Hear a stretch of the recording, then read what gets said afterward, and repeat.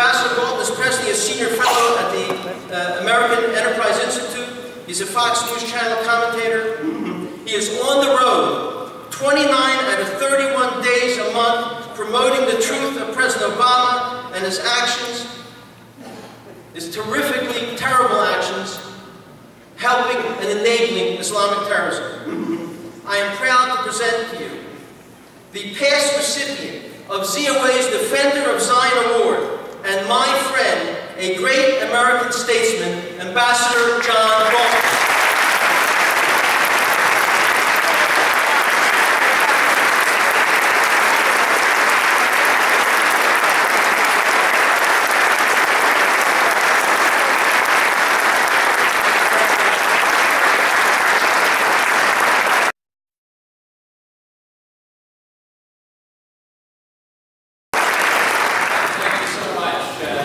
For that very kind introduction. I want to extend my thanks that have been mentioned earlier to everybody who helped put this evening together. My thanks to the leadership of the synagogue for opening your house to us, and thanks to all of you for coming out. I always enjoy working with ZOA. It's an incredibly effective advocate for a strong U.S.-Israel relationship, and the idea of strengthening it at the local level in particular, I think, is very important. So thanks again to all of you. I wanted to talk this evening, and we will have certainly time for questions, but I wanted to talk this evening about obviously the threats that we face in the Middle East, but also to put it in context globally.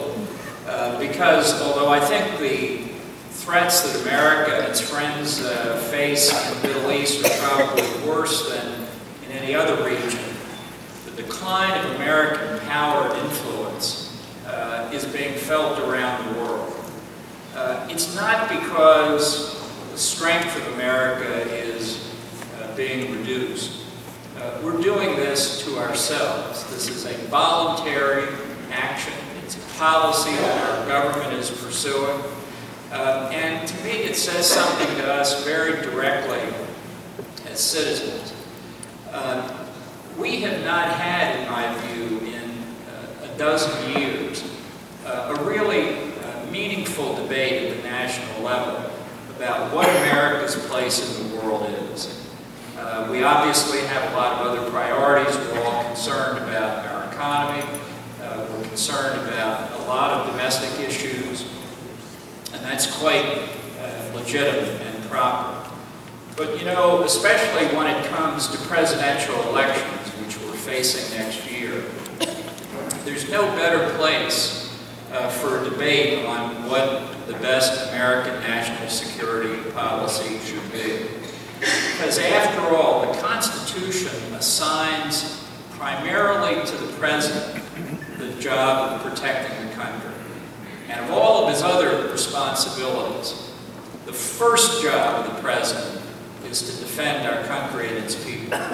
If the country is in jeopardy, all the other priorities are secondary. And that's why I think as we enter into this election period, if the politicians ever listen to us, it's during elections, when they want something from us.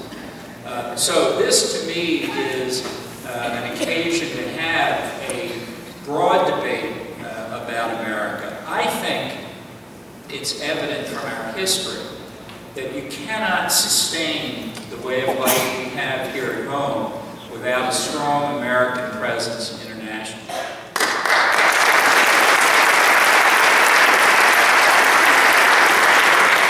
And the reverse is true as well. You can't have a strong American presence internationally without a strong domestic economy. And what it says is that there's no real distinction ultimately between domestic and foreign policy. And yet if you listen to too many politicians, if you listen to the media, if you listen to the political operatives, they'll tell you that Americans don't care about foreign policy. It's too remote from their daily lives. It doesn't affect what happens to them on a regular basis. I don't believe that. I think Americans are very practical people. I think they understand that we live in a world with a lot of threats and challenges. And that if America doesn't take up its responsibilities to provide whatever minimal order and stability there is in the world, nobody else is going to do it for us. And while a lot of other countries benefit from it, and let's be honest, don't pay their fair share, we're not doing it for them. We're doing it for us and our friends and allies. And as I say, if we don't do it, we can't count on anybody else. And that's why when you look around the world, you see threats to stability that are threats to America and its friends. Let's just take for a second Eastern Europe and what Russia is doing in Ukraine. We said, among other things, in 1945, that no longer would military force be used on the continent of Europe to change international boundaries. And yet today, military force is being used on the continent of Europe to change international boundaries. And our response has been utterly inadequate. Now, if our response to that threat is inadequate, what about the other threats that we said in 1945 we weren't going to permit? This is something that may seem to be occurring in a distant land. Of course, that's what they said in 1938 and 1939. So, what's been going on in Ukraine, I think, risks being only the beginning of what comes next, including possibly to Estonia, Latvia, and Lithuania, NATO members, so that we would see a direct threat from Moscow to the integrity of the most successful political military alliance in the history of the world, bar none. And what that says, not simply to the people of Eastern and Central Europe, but what it says in the capital that's watching those developments more closely than any place other than the participants in Beijing, where China has made extensive, assertive, even belligerent territorial claims in the East China Sea and the South China Sea, with the intention of turning those international waters into Chinese lakes. Now that also sounds a long way away. But I tell you, every barrel of oil that comes from the Middle East to go to Japan and South Korea and Taiwan goes through the South China Sea. If that becomes a Chinese lake, you know, they've already declared a provincial capital. Our key allies and trading partners will find that China has its hands around their throat economically. And China thinks it can do this because it sees a receding American presence. These are but two examples of the decline of international order that doesn't come from the United Nations. It comes from us. It comes from us. And there's no worse example than the Middle East. Now, you know, the president said a few years ago he wanted to pivot American policy away from the Middle East towards East Asia. I guess because the policy in the Middle East has been such a success. The United States can't afford to pivot. We are a global power. We are the preeminent power of the world. We have interests everywhere: economic, political, financial, cultural. And if we don't defend these interests, others will take advantage of them. And what's happening in the Middle East today is the worst example of the impact of declining American influence. We have seen the entire region across the sweep of North Africa and the Middle East go from being a crisis in this country, and a crisis in that country, and a crisis in another country, into a headlong descent into chaos. It's not entirely caused by the decline of American influence, but it's certainly accelerated by it. And as this decline continues and forces begin to spin out of control, it is harder and harder to reassert American influence, even if we were to turn our policy on a dime to try to do that. So that's why I think for the next year and a half, roughly, the prospect is that we will face even larger and more rapid challenges as our adversaries around the world, who can read a calendar just just as well as we can, determined to try and take advantage of weak American leadership. Now let's consider just a few of the circumstances that we face. Certainly the rise of the Islamic State, first in Syria and Iraq, and now increasingly around the world, constitutes a direct terrorist threat to the United States, to Israel, to friendly Arab regimes in the region. ISIS is, if you want to call it, Al-Qaeda 2.0. In every respect that we've been able to understand it, a far worse threat. It's not simply a terrorist group. It is creating literally a new state out of what used to be pieces of Iraq and Syria. And in ways that sometimes look almost laughable, but which nonetheless reflect its seriousness, it is ripping apart the post-World War I boundaries established after the dismemberment of the Ottoman Empire. The Islamic State has a central bank. It has a currency. It has a national budget, which puts it ahead of us. It has control over a territory the size of Great Britain. And while it suffered some recent setbacks due to the American Air Force more than anything else, it still is expanding its territory in pieces of Iraq and Syria. It has had declarations of affiliation made by terrorist groups all around the world, as far away as the Philippines. In Libya, we have seen a declared affiliate of ISIS beheading Coptic Christians and Ethiopian Christians.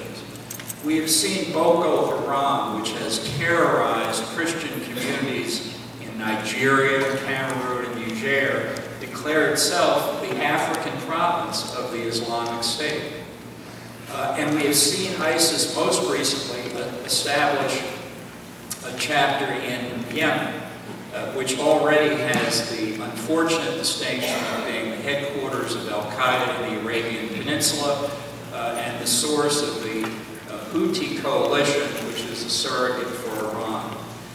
ISIS is growing in power as a state, and every day that we delay in dealing with it effectively is going to raise the cost in blood and treasure of what will be needed to prevent the establishment of another radical Islamic state in the region.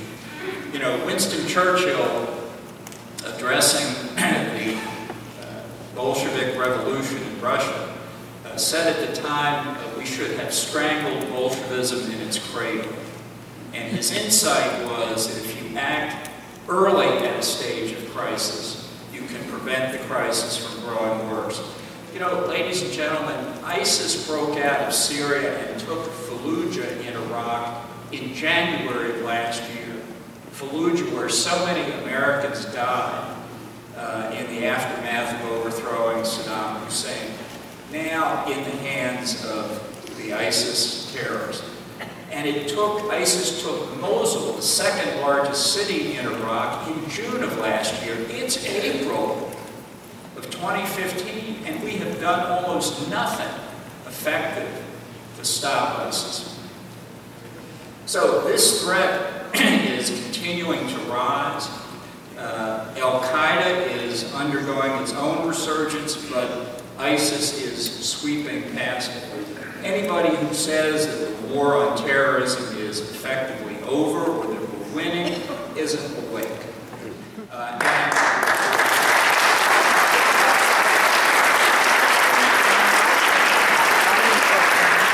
The risk is only going to grow. We can see that as country after country in North Africa and the Middle East disintegrate. Libya has no effective national government. It's controlled by competing groups of warlords and terrorists. I mentioned Boko Haram causing the disintegration of states in Africa. We've seen terrorists almost overwhelm the government of Mali. The government of Algeria has come under terrorist attack in the oil field fields of southeastern Algeria. The Sinai Peninsula is essentially out of the control of the government of Egypt. Somalia hasn't had a government in 25 years. Sudan has split apart once and is constantly at risk of splitting even further.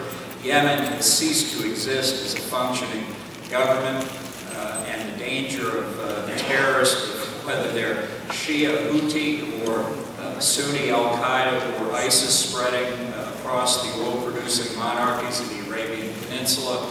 I believe Iraq and Syria have also ceased to exist as countries, are not going to be put back together again.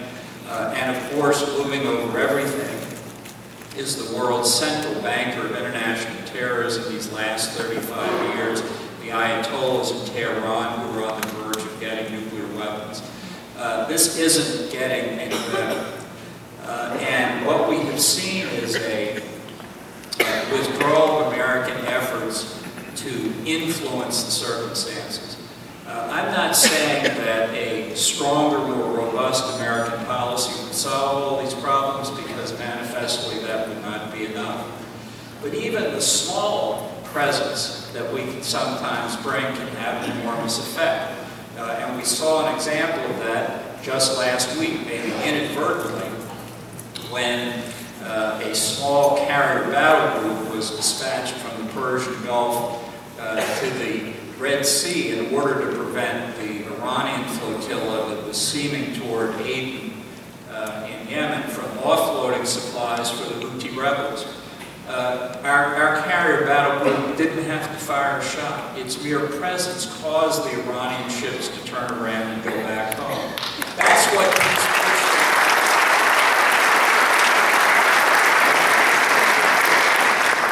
one can only hope that our leaders saw the lesson there.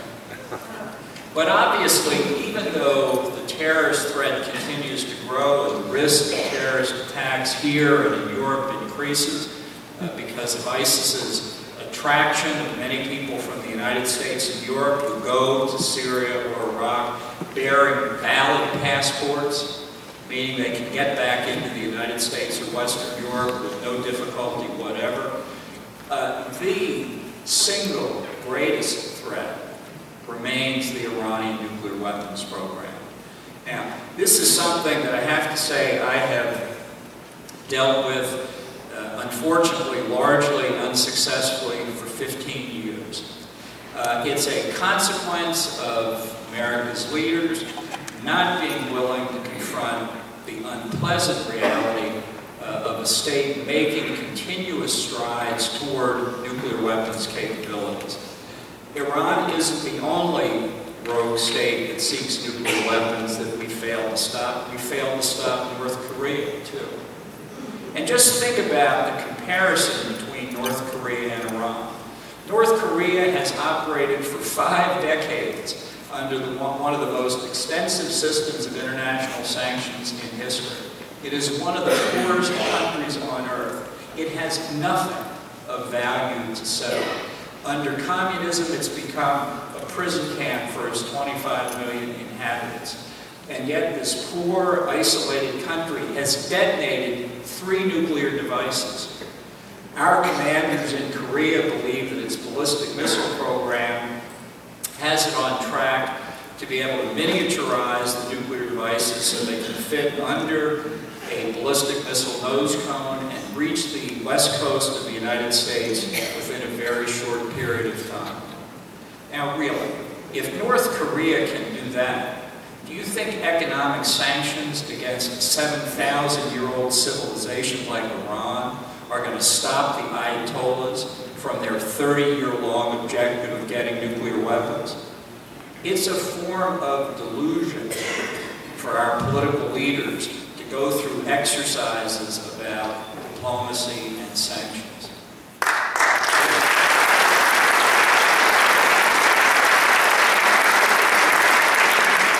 There is a theoretical case in which economic sanctions can work to perhaps overthrow a regime or at least produce dramatically changed behavior.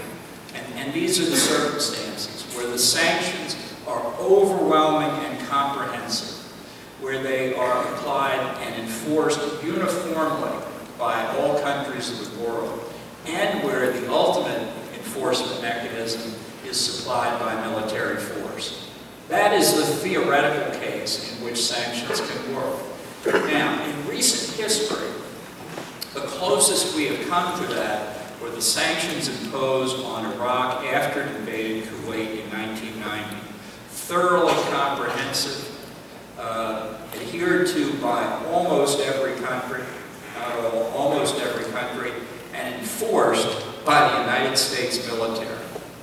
And yet those sanctions, as close to the theoretically perfect case as one can get, were not enough to stop Iraq from, under Saddam Hussein, from looting Kuwait. By the time the sanctions might have taken effect, there wouldn't have been Kuwait left to liberate. Compare this with the sanctions that have been imposed on Iran. Piecemeal, target against named individuals and companies, which spring up again with new names and aliases within a matter of days, not adhered to by some of the critical trading partners of Iran, and violated with impunity from the day they were enacted. Oil is coming out of Iran through the Kurdish areas of Iraq into Turkey.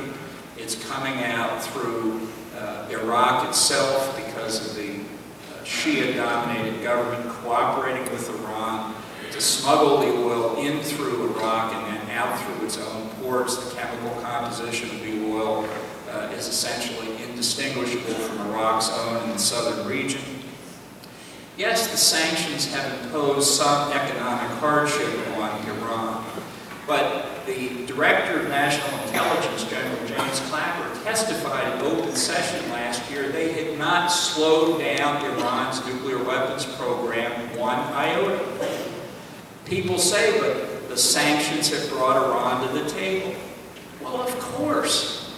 The Iranians want relief from the sanctions. Who wouldn't? The question is, what do they have to give up for it? And I'm afraid the answer is they're not going to have to give up much of anything. The sanctions were already being violated on a routine basis. As these negotiations have proceeded over the last 2 years, the impression given across the world is that it's easier and easier to edge up right to the limit of the sanctions, or maybe to take the risk of violating, because they're not being enforced. And people say, but just give the negotiations a little bit more time.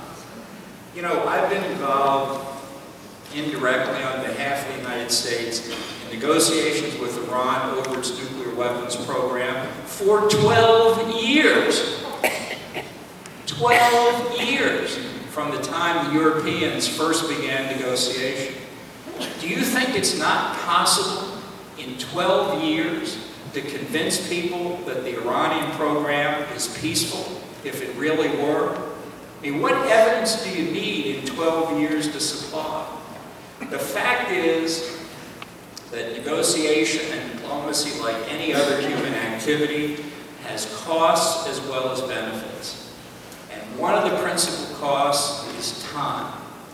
Iran has used 12 years, as any nuclear proliferator would, to overcome the complex scientific and technological difficulties in the way of achieving nuclear weapons and deliverable ballistic missile capabilities.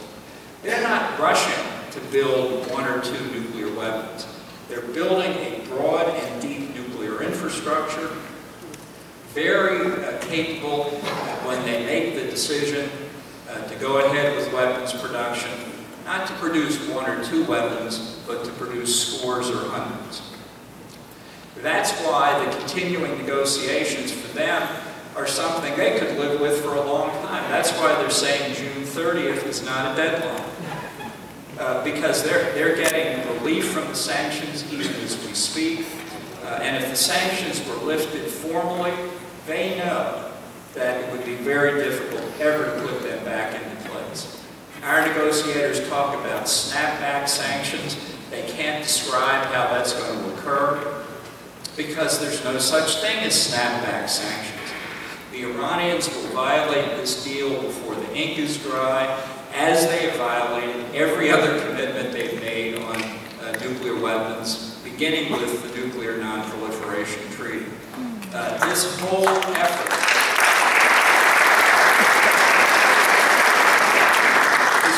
effort is simply legitimizing a terrorist regime, a state sponsor of terrorism. It's legitimizing their nuclear program, and the end result is to give them the discretion when they decide to break out. Now, there's a lot of argument going back and forth about levels of uranium enrichment, how many centrifuges are involved, are the ones at Fordo covered, are the ones at Natanz covered. This is all irrelevant. Once you allow a rogue state like Iran to have any uranium enrichment capability, you're giving them the basic tool to have a nuclear weapons program. And the administration, our administration, effectively admitted this. When they started 2 years ago, Iran said, we're not going to give up uranium enrichment. So instead of walking away at that point, the administration said, well, what's the next best thing? A question to which the Iranian regime was only too happy to reply. Now, we have in Congress today a great debate about whether to enact legislation that will give Congress a role in any decision by the President to lift sanctions. I understand the motives of those who are advocating this legislation. Their hearts are in the right place. This debate is fundamentally irrelevant. If the bill passes, it won't stop Iran from getting nuclear weapons. If the President lifts sanctions, Congress will not be able to override a presidential veto. You can talk about treaties and this and that. The fact is the Senate has abdicated its responsibility over the last 70 years. Since 1945, of all of the international agreements the United States has signed, only 10% have been treated as if they were treaties. The other 90% have been one form of executive agreement or another. So we're at a very, very unhappy place. And we've gotten there in part because people haven't faced the reality that Iran is determined to get nuclear weapons. It's happy to play diplomacy, to give it cover over the years. And now we've got leadership in Washington, and London, Paris, and Berlin that still believe they can negotiate with the Iranian Ayatollahs. I don't know what the President's psychology is. I don't pretend to be able to read what his real objective is here, but I do know that even people of intelligence and goodwill can be made fools of. Now let me just read something to you that I came across the other day in Henry Kissinger's latest book. I had seen this quotation before. I don't understand how I ever forgot it, but having found it again, I want to share it with you. This is a statement made by Franklin Roosevelt just before the Yalta summit. And he made it to the U.S. ambassador to the Soviet Union, William Bullitt, where Bullitt was trying to say, Mr. President, you can't trust the Soviets, you can't trust Stalin, be very careful what you do here. This is what Franklin Roosevelt said to Ambassador Bullitt. He said, Bill, I don't dispute your facts, they're accurate. I don't dispute the logic of your reasoning. I just have a hunch that Stalin is not that kind of man. It gets worse. Roosevelt goes on and says, I think if I give him everything that I possibly can and ask nothing from him in return, noblesse oblige, he won't try to annex anything and will work for a world of democracy and peace. Now, if we just transposed a few words there, and I told you that that was Barack Obama negotiating with the Ayatollah Khamenei, you could believe those words.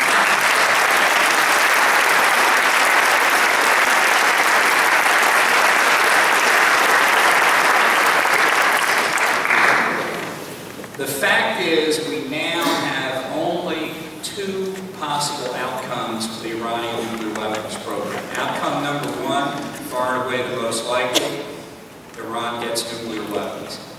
And this is where, to me, it gets even worse, because it doesn't stop with nuclear weapons. It doesn't stop with Iran. The leaders of the 6 Arab monarchies on the Arabian Peninsula will be in Washington the week after this coming week. They're desperately worried about Iran getting nuclear weapons. They don't want Iran to have nuclear weapons any more than Israel does. But I tell you, the arms race in the Middle East is already on. The Arab states have seen that the president is not willing to do what's necessary. Saudi Arabia, I believe, already has options on Pakistani nuclear weapons. The Egyptians, the Turks, and perhaps others will follow, because they don't want to be without nuclear weapons in a world where Iran has them, and then the Saudis, and on and on. That's what proliferation is. So in a very short period of time, in this incredibly volatile region, I think we're going to have half a dozen or more nuclear weapon states. The administration says it doesn't seek containment of a nuclear Iran, but I think that's the strategy it's pursuing. Unfortunately, the cost-benefit ratio of the Ayatollahs is not the same as the cost-benefit calculus of the Soviets during the Cold War. Not that anybody should want to go back into living under that kind of threat. You really want us to live at sufferance from a group of religious fanatics in Tehran, who, as Bernard Lewis so astutely said, view a threat of retaliation by nuclear weapons not as a deterrent, but as an incentive to get them to heaven faster. This is a circumstance in which it's not simply Israel that's at risk, although it is. And it's why former Prime Minister Sharon called it the threat of a nuclear holocaust. Once Iran has nuclear weapons, it can give those weapons to a terrorist group to take anywhere around the world. They don't need ballistic missiles, although they're going to get them very rapidly. They may well already have the capability of working together with North Korea. The fact is that allowing this to happen endangers not simply Israel and the Middle East, it endangers the United States and the whole world. Which brings us to the second possible outcome, and that is that somebody uses military force to stop Iran before it crosses the nuclear finish line.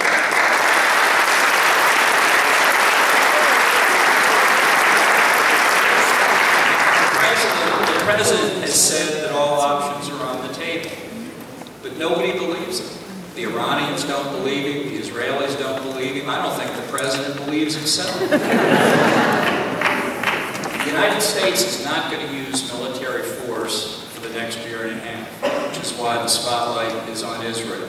It's an incredibly unfair burden. Iran is not Israel's problem alone.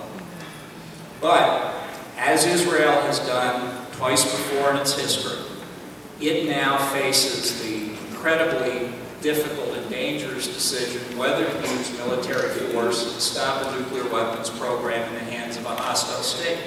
It did against Saddam Hussein by bombing the Osirak reactor in 1981, and it attacked and destroyed the Al-Kabar reactor in Syria in September of 2007. A reactor, I just point out to you again, was a clone of North Korea's Yongbyon reactor being built by North Korean scientists and technicians. Do you think that was because of a close cultural relationship between Syria and North Korea? Undoubtedly, it was financed by Iran, because Iran and North Korea share, among other things, a common interest in hiding their illicit nuclear activities from international inspection. So Israel has the question before it whether it will strike. It will be difficult, but not impossible. The key is to break Iran's control over the nuclear fuel cycle at certain key points, and Israel can do it. The United States would do it much more thoroughly, but Israel can, if it acts quickly. I'm sure you all saw the recent decree by President Putin in Moscow authorizing the sale of Russia's S-300 anti-aircraft defense system to Iran. It's a very sophisticated system. It can defeat any aircraft other than stealth aircraft, which Israel does not possess. You haven't heard our government criticize the Russians much for that happening. Why? Because it stops, when it's fully operational and deployed, it will stop Israel from being able to take out these key aspects of Iran's nuclear weapons program, which I think would please the president no end. So Israel now faces an existential threat from a nuclear Iran. Its time horizons are diminishing, and its options, even as it struggles to form a new government, are narrow. I don't expect that our government in present circumstances will give any encouragement to Israel, but I do think as citizens we should be making 2 points very plain right now. First, and I don't pretend to have any inside information, I don't have to pretend I don't have any inside information, but if we wake up one morning and find that Israel is acting against Iran's nuclear program, it is critical that we have made the case beforehand that any such military action by Israel would be a legitimate exercise of Israel's inherent right to self-defense.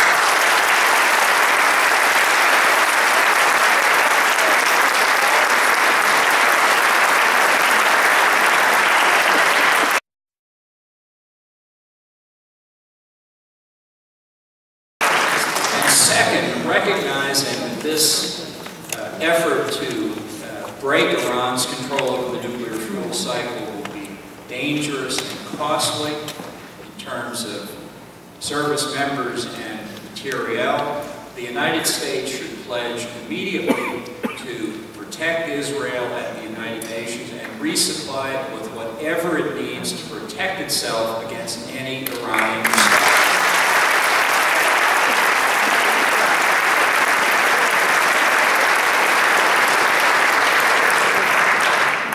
So this is an incredibly dangerous time in the region and around the world.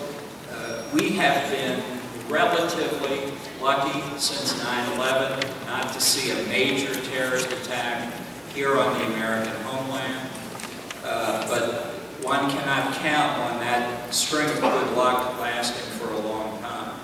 We have seen, if anybody needs any evidence, what the radical Islamicists have in mind for us. And I include in that Sunni and Shia radicals as well. Remember, there's no bigger supporter, financial or otherwise, for international terrorism than the Ayatollahs in Tehran. They funded an armed terrorist on an equal opportunity basis, and they would do it whenever they had the opportunity to act against us. We saw what happens in Benghazi on September the 11th, 2012, and the American response to seeing our ambassador and three other Americans murdered by these terrorists, the response by the United States when the personal representative of the President of the United States is assassinated is that we have arrested one person and brought him back to the United States for a full due process trial in our criminal courts. The terrorists and the state sponsors of terrorism in the Middle East around the world have duly noted that our president won't even revenge his personal representative's murder. We are in a very perilous time. Our friends like Israel, our friends all around the world are in a very perilous time. And that's why I come back to where I started. We must have a national debate on America's proper place in the world. The world didn't get to where it was by accident in the 20th century. And America's withdrawal, however difficult the burdens of international leadership are, America's withdrawal will not leave the world a safer place. The fact is that our adversaries are not provoked by American strength. They are provoked by American weakness.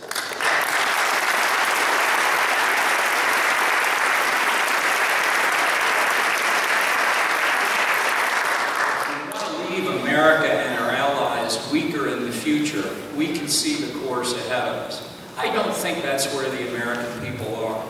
I think they're very practical. They know that burdens are imposed on them because of our unique place in the world, and they're ready to shoulder those burdens. But our political leaders need to hear from us. They need to hear from everybody here tonight. And I hope and I expect that you will take up that challenge. Thank you very much.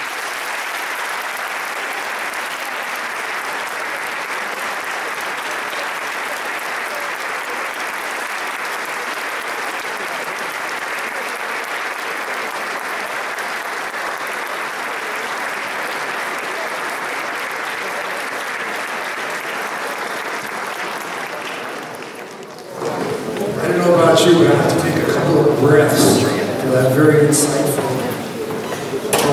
Ambassador. We're going to have questions and answers. We're going to have questions. We hope we have an answer for everyone who would like to ask. Please, before you begin, please, whoever asks a question, please, not a speech. Okay. My name is Jerry Manicata, Ambassador Bolton. We met about 2 months ago. You had left that meeting, and I had that question there, and I have it now. What is the role of Russia in this region, especially with, they are a signee of this agreement, am I correct? Yeah, as one of the 5 permanent members. Correct. What is their role here? What is the role of Putin in the Middle East, with Iran, with, I know he's, they're allies of Syria. Well, what is, and how is the United States government seeing the role of Russia in this Middle East? Right. Well, I think, sure. My apologies for this interruption, but there's a black Lexus 4-door sedan license plate, B as in boy, K as in kitten, U as in union 3608. You're blocking the exit. Way to keep an audience in place. In the Middle East is attempting to play out the same objectives that he is in the space of the former Soviet Union. He's trying to reestablish Moscow's influence and expand the role that it has back to what for him are happier days. And I think it's important to understand this is a comprehensive global strategy on his part. Putin said back in 2006, the last time he was president of Russia, that the breakup of the Soviet Union was the greatest geopolitical catastrophe of the 20th century. That's what drives him to reestablish Russian hegemony within the space of the former Soviet Union. That's what drives him to try and recreate Russian influence in Iran and elsewhere. And don't forget, one of the first crises of the post-World War II order was Russia's refusal to withdraw its troops from northern Iran. This was a crisis at the UN. Ultimately, the Russians withdrew from the north, the British withdrew from the south. But Russia has long felt that it has a special influence inside Iran. They work together on oil and natural gas matters. Remember, Iran and Russia are not just large exporters of oil. They have 2 of the largest reserves of natural gas in the world, probably comparable to that of the United States. And so the Russians think that they can handle the Iranians. They think the Iranians are mostly our problem, and they're very happy to help out behind the scenes. They did this consistently when I was at the UN, help out the Iranians behind the scenes, just as the Chinese help out the North Koreans behind the scenes. I think the Russian objectives obviously go beyond that. You mentioned their ally Assad in Syria. They've got a naval base there. This may not sound like a big deal until you recognize that the Russian naval base in Tartus in Syria is the only Russian military facility outside the territory of the former Soviet Union. Their only military base outside that territory, which is why they were never going to negotiate with us to oust Assad, at least without absolutely being sure that a pro-Russian regime would take its place.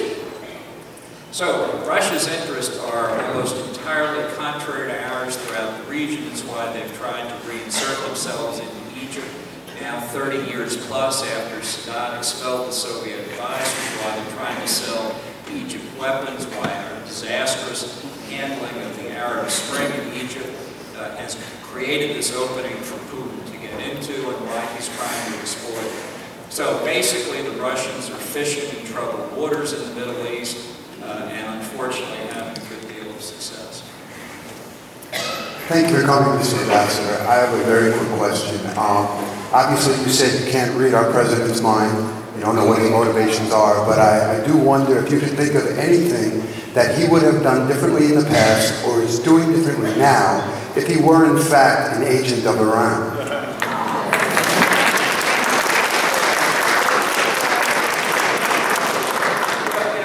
I think, as that Roosevelt quote I read indicated, you can be a smart and well-educated person and still be a complete innocent broad when it comes to foreign policy. So I think it's a question of naivete. I think it's a question of lack of attention. I don't think the president cares that much about national security. I think he believes it gets in the way of his fundamental priority, which he told us in 2008 was to transform the country. And I do think the president thinks that we are a big part of the problem in the world rather than being part of the solution. We're too strong, too assertive, too successful, if you will. And just like he told Joe the plumber in 2008 when he talked about spreading the wealth around, he thinks that spreading the power around internationally would be a good thing. I think this is like looking through the wrong end of the telescope, but I think that's what he believes.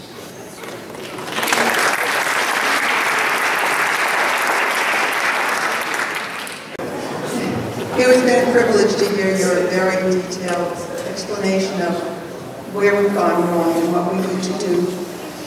My question is a more practical one. In order to restore the United States' more muscular presence in the world, it seems to me, and I'm not a military person at all, that that will require a lot of military people and a lot of money. Would you think that it's necessary to resume the draft or to increase taxes to pay for this kind of more muscular policy? Is that something you would support? Yeah. Well, no, I don't think you need the draft or higher taxes. I mean, let's review what's happened in the past 6 years. The Obama administration has cut the military budget. It's not just the sequester. This is cuts that go back well before the sequester. $1.5 trillion below the Bush administration baseline projections. And I should say that's ex the wars in Iraq and Afghanistan. In other words, taking those out of the equation entirely, $1.5 trillion has been taken out. And what that means is that manpower is down dramatically and new weapon systems procurement is down dramatically. This has an effect across the board. We have now fewer ships at sea in the Navy than we did at any time since 1916. You know, this came up in the 2012 presidential election. The president said, well, you know, counting the number of ships at sea is kind of unnecessary. I mean, our ships are so much more sophisticated than 1916. We have aircraft carriers, we have submarines, and so on.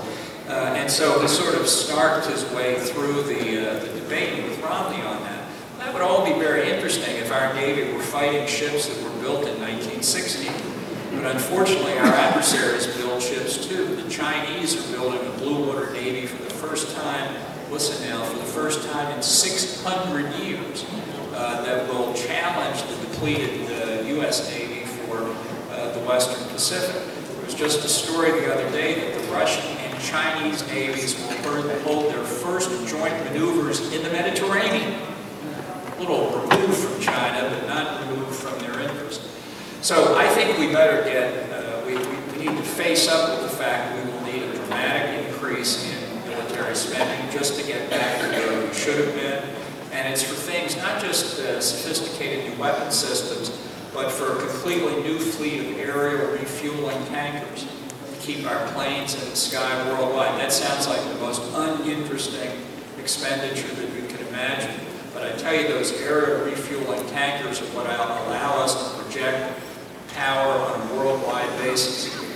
We had paratroopers who paratrooped into northern Iraq in 2003, having traveled 8,000 miles in their planes to get there because of our aerial refueling capability. It's a long list. Now, how do we pay for that? How about this for a radical proposal? Let's take domestic spending from its current level back to the level it was in 2008.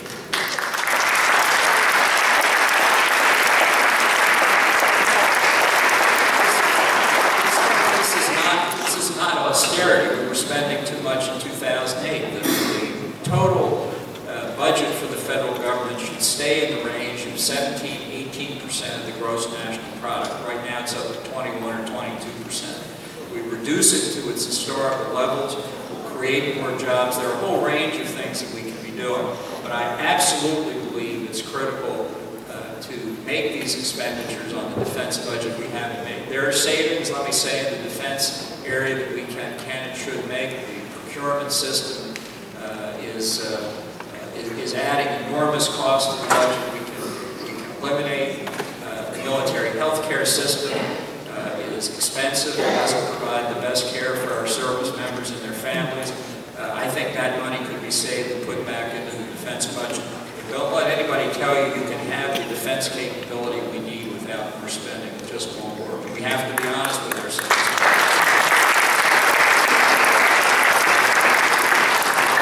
Ambassador Bolton, thank you for coming. You're a great American and a great defender of Israel. It's a shame you're not our national security advisor.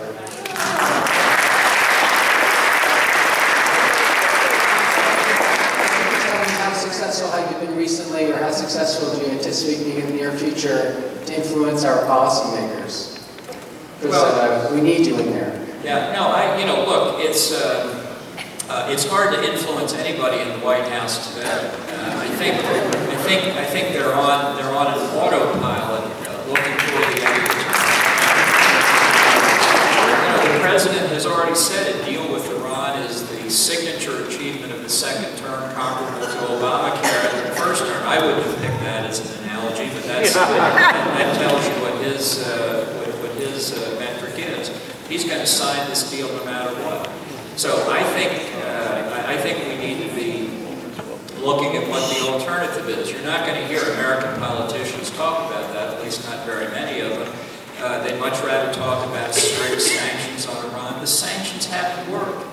Let's face that reality. The sanctions haven't worked, and if that's all we have to rely on, then the next step is not only will Iran have nuclear weapons, but how many other countries in the region will have nuclear weapons as well. I think we've got to look at the 2016 elections. I'm sorry to say that. I don't want to wait that long.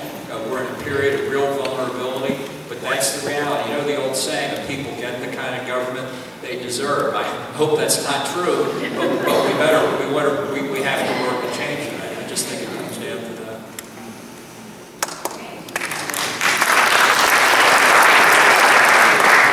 Ambassador Bolton, I'd like to revisit something just you were touching on a moment ago, in a way. You compared President Obama to President Roosevelt in being innocent abroad. Do you believe that President Obama is taking the route that he's taking and the policies that he's going towards because of naivete, or is it possibly because he does have a basic interest or sympathy towards political Islam and the Islamist agenda and wants to give hegemony to Iran because of that? I think he's very naive about political Islam. I think you can see from his reaction to the Arab Spring that he didn't understand what was going on. In the case of Egypt, you know, our policy has now succeeded in alienating everybody. The military distrust the United States. Those few liberals that there were in Egypt mistrust the United States. The Coptic Christians are worried about the United States. The Muslim Brotherhood thinks that the United States betrayed them. I mean, how are you able to take one of America's strongest allies, the cornerstone of the Camp David Agreement, and end up with everybody mistrusting the country in such a short period of time? And that pattern's been repeated all over the Middle East. You know, I've spoken with leaders of the Gulf Arab countries who are appalled by the president's treatment of Bibi Netanyahu. How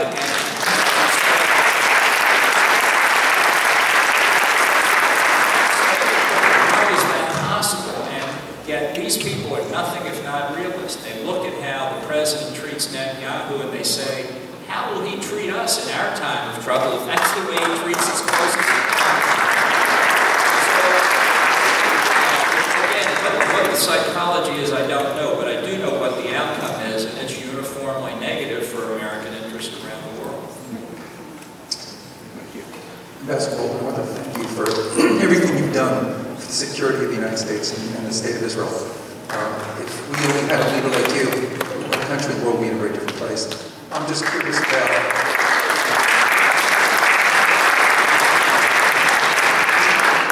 Curious if you think it's going to be too late if America would to select a leader in the coming election in a year and a half to take on Iran militarily, if you think that's... Because it sounds like our vice president is actually saying that they already have enough to produce 8 nuclear weapons. From what I understand, they just keep on cranking it, and they're going to have a whole lot more within the passage of a year and a half. Whether you think we have anyone now vying for office that has the spine to take on Iran and to say what we all, I think, realize now, that without a military strike, it's just not going to happen, and they're going to have it. Well, so far nobody has, which is one reason I'm thinking of running myself, because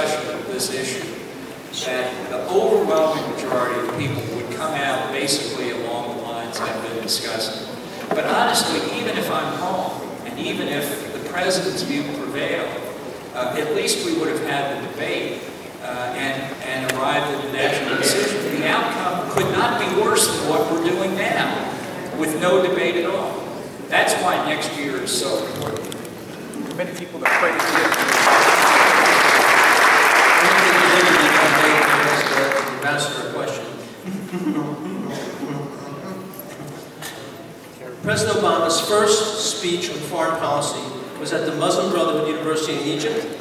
Mubarak begged him not to go there and not to invite the Muslim Brotherhood, telling Obama he will not come, Mubarak, if he does. Obama invited the Muslim Brotherhood and Mubarak didn't come. President Obama made speech after speech demanding that Mubarak, an ally of the United States, leave office, screaming, supporting the people who are demanding his overthrow. Well, Ahmadinejad had hundreds of thousands of people in the streets. President Obama was asked to support the rallies, the people in the rallies, to get rid of Ahmadinejad, and he said, "This is an internal matter, I won't do it." When Prime Minister Netanyahu simply said, under these circumstances, a state is not possible, a Palestinian state, for weeks Obama was attacking him. Yet when Iran, during negotiations, is calling for death to America, death to Israel, saying the United States is the #1 enemy of Iran in the report by the Defense Ministry, Obama says nothing. Obama refused to go to the rally against Islamic terrorism in France, one of the only major leaders who wouldn't go. Valerie Jarrett called it a parade, and President Obama refuses to use the word Islamic terrorism in any of his speeches, and is also deleting the term Islamist terrorism from the military manuals and from the State Department reports, completely eliminating it. And I could go on and on. But isn't what I've said enough evidence that this president is not naive, is not incompetent, he's sympathetic to radical Islam.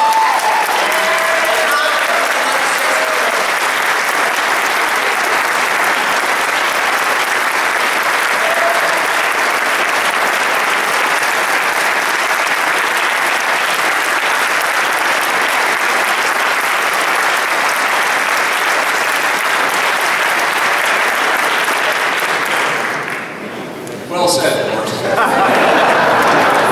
Look, the president's view is uniformly wrong about the threats that we face and how to deal with them. And however he gets to that, whether it's sympathy for the radical Islamicist or incompetence or naivete, doesn't change the reality that America's interests are in retreat around the world and our adversaries are advancing.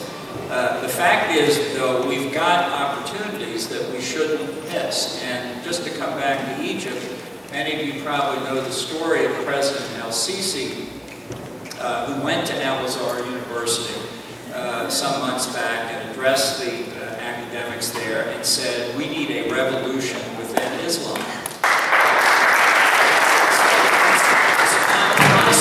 That the rest of the world thinks that the 1.6 billions want to kill everybody else.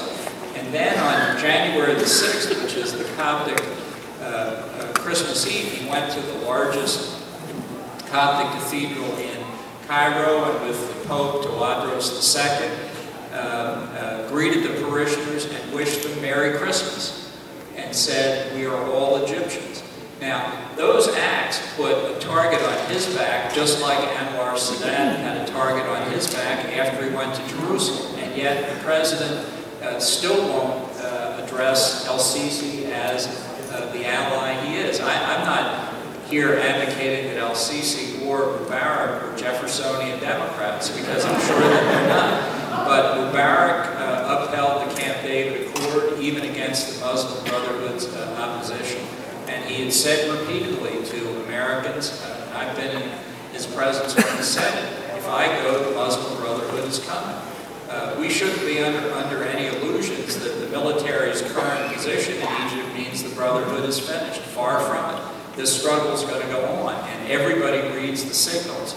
And it's why, in effect, the administration's tilt toward the Ayatollahs is viewed with such dismay across the Arab world. I mean, we're involving ourselves in a conflict that's much more complex than we fully understand. But the one thing we do understand is that right now, our principal adversary in the region is in Tehran. It's not in Jerusalem.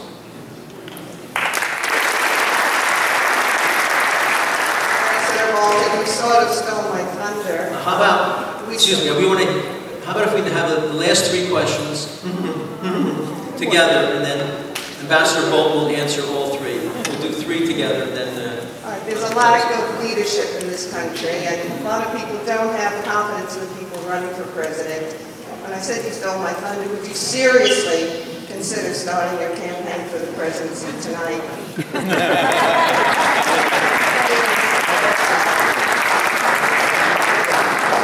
As you said, the terrorists also know that the next year and a half is very important, and we all should be looking forward to the next presidential election. In 2012, it was very clear where Obama stood on Israel and Jewish identity. In fact, it was in 2009, specifically, that Iran had their protests, and he said, we will not get involved in their internal affairs. yet still 70% of American Jews voted for Barack Obama. It looks as if Hillary Clinton will be the Democratic nominee.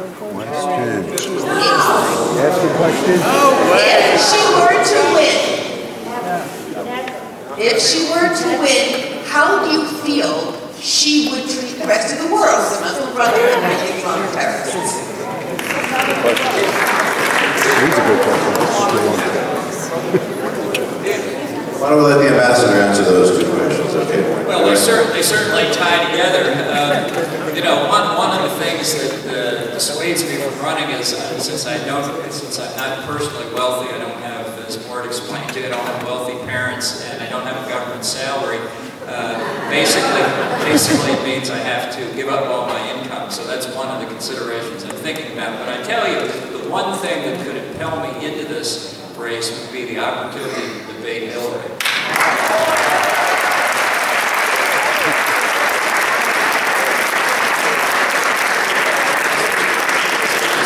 As Mort mentioned, Hillary and Bill were a year ahead of me in law school.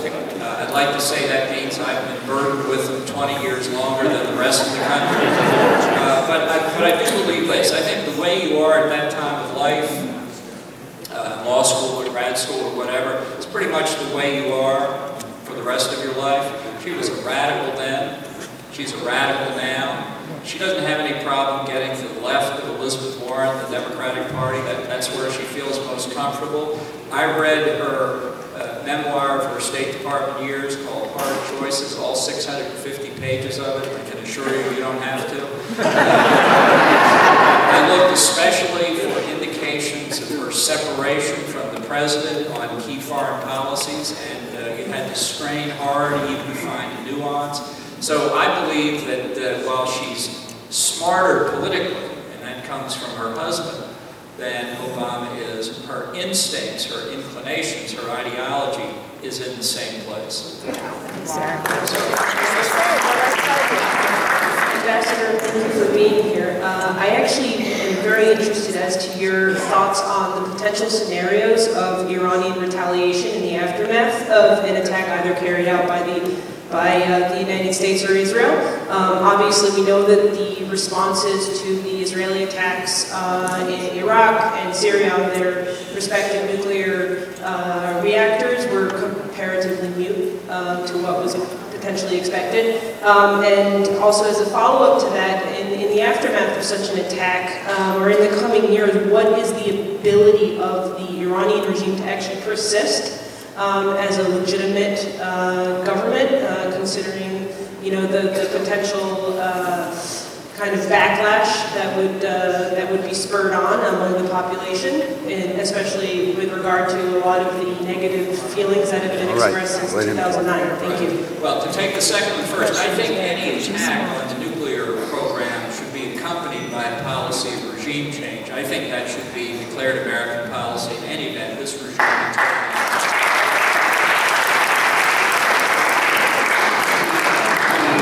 difficulty of knowing exactly how Iran would respond to an attack on the nuclear program is probably the hardest, most difficult decision that the Israeli government will have to make. I can shorten what would otherwise be a long answer by saying that although the government of Iran has a certain inherent element of irrationality that makes it hard to predict, by process of elimination, because I don't think if Israel attacks they would want to involve the United States by closing the Strait of Hormuz, by attacking deployed American forces in the region, or by increasing terrorist attacks against us. I think the most likely Iranian response is to unleash Hamas and Hezbollah to rocket Israeli civilian targets. Most observers believe there are already Revolutionary Guards personnel in the Bekaa Valley with Fajr missiles and others.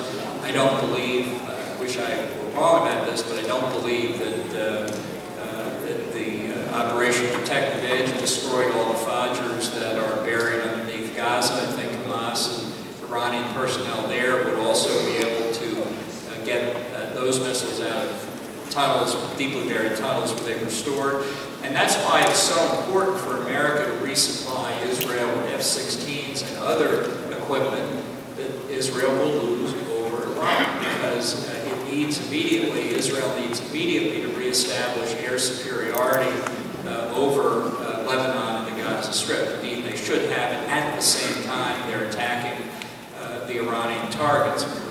So this is something that I don't think we can predict, as I say, with 100% accuracy, but I think that's most important. Let me just say, just to show how unintimidated Iran is, we are witnessing right now an act of Iranian lawlessness that we're only beginning to respond to. You may have noticed before it slipped from view that Iran sees this commercial vehicle, the Maris Tigris, going through the Strait of Hormuz. And there's a lot of confusion about this, but let me say this freighter, which is flagged by the Marshall Islands, in my view, is the closest thing that Iran could get to seizing an American ship. The Marshall Islands were once part of the trust territories of the Pacific, our trusteeship. We granted them independence after a referendum, but under a compact with the United States, we control their foreign and defense policy, as we do with Micronesia and Palau. Whenever I was at the UN, we were never completely isolated in General Assembly votes because the Marshall Islands and Micronesia and Palau and Israel always voted with the United States. So I think the Revolutionary Guards would seize this ship, did it deliberately, knowing that Foreign Minister Zarif was in New York negotiating with John Kerry, and the only thing we've done in response has been purely defensive. We are now escorting American flag tankers in the Persian Gulf, which shows that at least the Navy understands that the seizure of this Marshall Islands flag vessel was intended as a shot against us and intended to show that Iran can close the Strait of Hormuz if it wants to. Think back, we reflagged Kuwaiti tankers in 1987, 1988 with American flags to tell the Iranians, don't even think about going after this. So we may be in the early stages crisis already. I think Iran would be mistaken to do that, except I think they're toying with Obama yet again. They're saying how far into our eye they can put their thumb, even while they're getting working sanctions and nuclear tests. So I couldn't pick a better example of how dangerous and how vulnerable we are to Iran's conduct. But here's the real point. If this is what they do now, imagine what they'll do once they get nuclear weapons. And everything that the administration has said basically admits things that they denied for the past 6 years. I've been saying almost that entire period of time that if the Iranians wanted to rush to get a nuclear weapon, they could do it in 3 or 4 months. And that was derided as fanciful speculation. The administration now says, see, we moved it from 2 or 3 months to a year with this deal. You know, you can't have it both ways. But the fact is that Iran is on a path to nuclear weapons at a time that it's choosing. Nothing the administration has done, or I think will do, will change that. Let me just say... Mr. Ambassador, we have one more question, and then I'm going to take Chairman's privilege and ask the last question. There's 2 announcements. One, there will be a Mara Minion after the Ambassador's talk. And if you want to take some action on all of the things the Ambassador spoke about, please remember, leave your name, your phone number, and your email with us so we can get you involved in the Long Island chapter of ZOA. So one more question, then I'm going to ask the last question. Thank you. Thank you for being here. Since nuclear armaments and the atomic bomb. And if Israel, for example, decided to overfly the territory of Saudi Arabia on the way to attacking Iran's nuclear infrastructure, I believe that the Saudis would light flares in the desert that say Iran this way. And they might write publicly about the Israeli attack, but as the previous questioner pointed out, when Israel destroyed the reactor in Syria, you heard almost nothing from the Arab world, even though Israel had just whacked a brother Arab state. And the reason was they knew that reactor was some part of Iran's program as well, and they were just as happy to have Israel take care of the problem for them. So, you know, President Obama has done something many people thought was impossible. He's brought Israel and Saudi Arabia together. Thank you very much.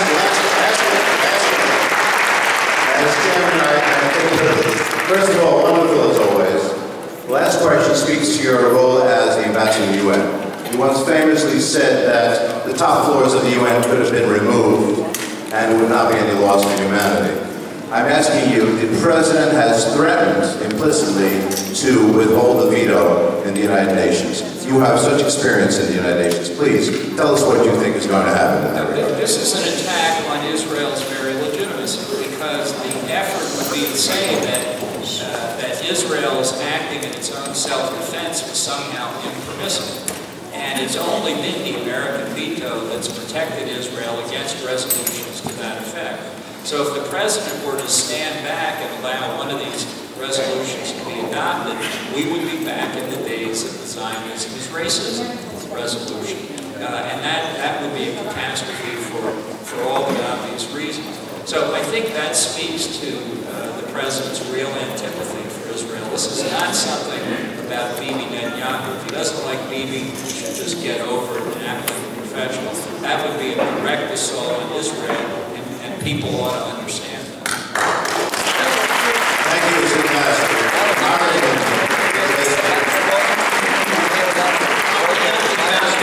An extraordinary evening, and I want to thank all of you for being here, adding to that evening. And if you want to strengthen the voice and wisdom of Ambassador Bolton, join the ZOA. We promote the views that Ambassador Bolton promotes. Thank you so much for being here.